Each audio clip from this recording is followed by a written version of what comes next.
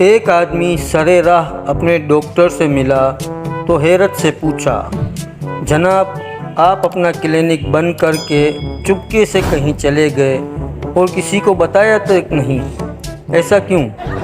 Doctor نے حیرت سے کہا، نہیں تو میرا کلینک تو ابھی بھی وہیں پر ہے، تمہیں ایسا کس نے بتایا؟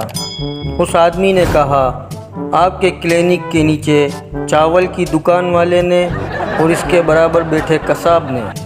ڈاکٹر صاحب سیدھا اس چاول اور قصاب کی دکان پر گئے اور پوچھا، بھائی تمہارے اور میرے بیچ میں ایسی کون سی بات ہو گئی کہ تم میرے مریضوں کو اوپر میرے کلینک میں بھیجنے کی بجائے یہ بتاتے ہو کہ میں یہاں سے کلینک بند کر کے کہیں اور چلا گیا ہوں؟ ایسا کیوں کر رہے ہو؟